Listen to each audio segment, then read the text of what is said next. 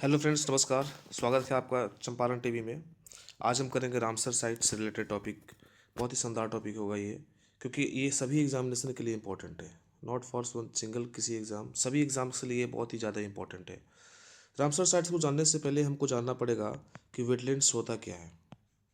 Wetlands जो है, ये आपका लैंड एंड वाटर का मिलन मिश्रण होता है। ठीक है, लैंड प्लस वाटर का मिश्रण होता है, इसको वेटलैंड कहते हैं।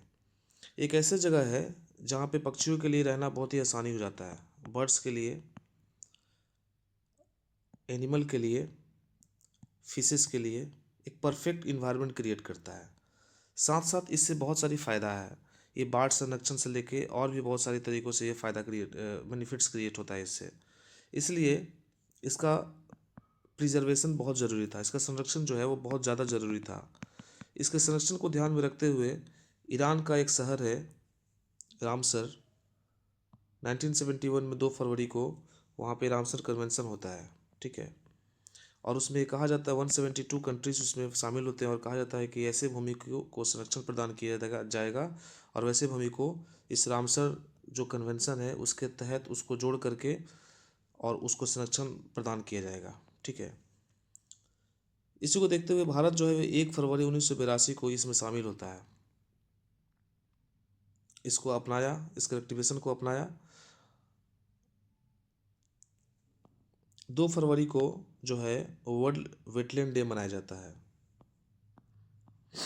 भारत में रामसर साइट्स की संख्या कितनी है? तो 96 हो चुकी है अभी। सिलिसियर लेक उदयपुर का और कोपरा रिजर्वेयर जो है, ये दोनों जुड़ा है। ये छत्तीसगढ़ का है, कोपरा छत्तीसगढ़ का है, छत्तीसगढ़ में बिलासपुर का है। ठीक है, और ये जो है सिलिसियर, ये राजस्थान का है, राजस्थान का है, अलवर का, राजस्थान के अलवर का है। ठीक है, टोटल 96 हो चुके हैं। अब हम देखते हैं भारत का कुछ फेमस रामसर साइट्स।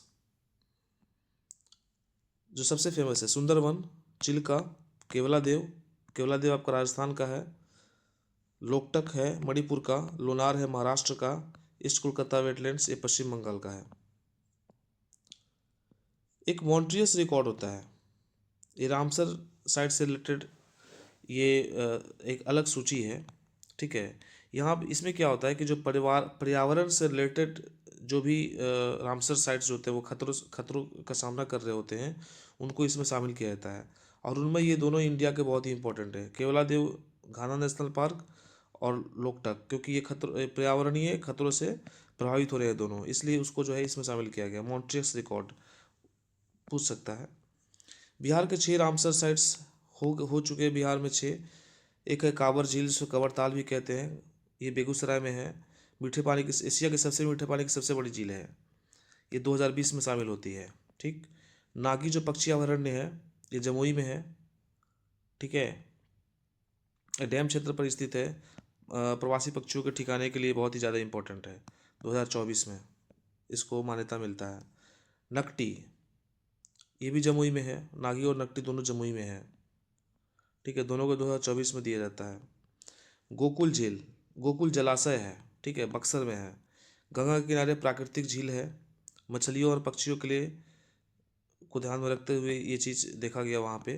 तो 2025 में जो है उसको पिछले साल इसको रामसर साइट्स में मान्यता मिला। उदयपुर झील, उदयपुर झील जो है पश्चिमी चंपारण में है, वन्यजीव अभयारण्य के पास ऑक्सपो झील है वहाँ पे, इसको भी 2025 में दिया गया। और गोगाबिल झील है कटिहार में, गंगा महानदी के बीच सामुदायिक प्रबंधित एरिया है, 2025 में इसको भी शामिल किया गया। तो थैंक्स फॉर वाचिंग। ये रामसर साइट से रिलेटेड सारा फैक्ट था।